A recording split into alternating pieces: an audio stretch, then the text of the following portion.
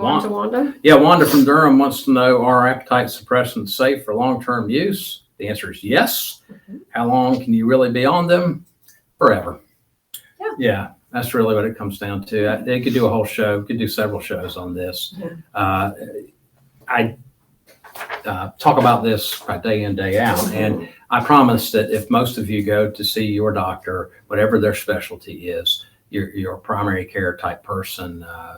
Some of you, I might see an OBGYN, for example, instead of a primary care person.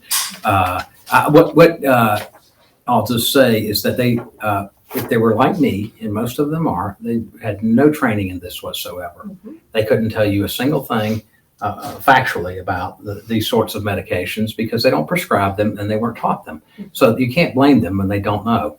And that they may, unfortunately, give false information, okay, or misinformation, and they're thinking they're giving you the right information, okay? So I've made mention of this on this show before. It's not easy being a nurse practitioner or a doctor in a field. There was a time in this country 150 years ago when you could kind of know it, right? Okay, but this sea of information that is medicine now is so large that you know your little slice of the pie and you can't see everything else's. So here's what doctors do. They look at the news. And this is the biggest mistake you can make. Okay, you look at the news and you see somebody who comes on for 30 seconds who purports to be an expert.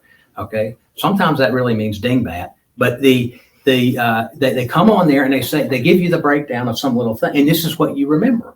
And this is actually no substitute for genuine intellectual pursuit, which is to go to the medical literature with a question and to find out the answer to your question. Right.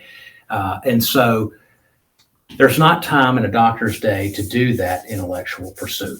I don't feel like when I get home at 8 or 9 o'clock at night, I don't feel like going to the internet and doing a literature search on a topic after I've been up since 4:30 or 5 o'clock in the morning and working. Right. And this is the way it is.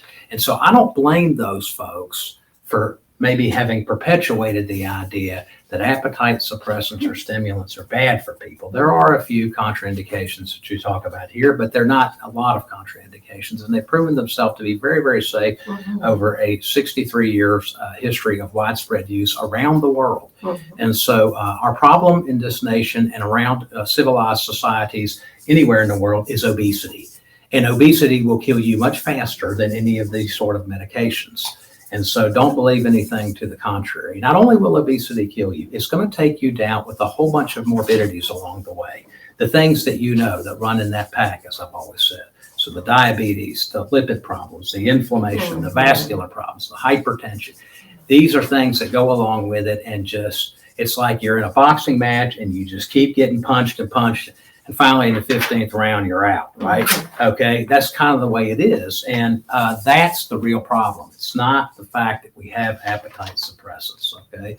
More of the world needs appetite suppressants right now, and they need to know the truth about them. All right, so yes, we can induce by appetite suppressants. We're not scared to prescribe them to you, and we think that they're helpful.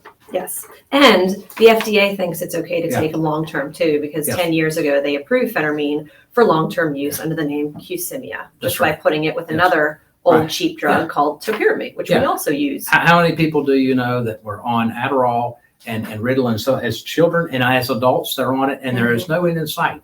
Okay. So stimulants have been approved in one form or the other for long-term use. Yes. Yeah. And so anyway, I don't want you to be scared of them. I want you to be scared of what would happen if you just let your weight go unaddressed. Yeah. Good question.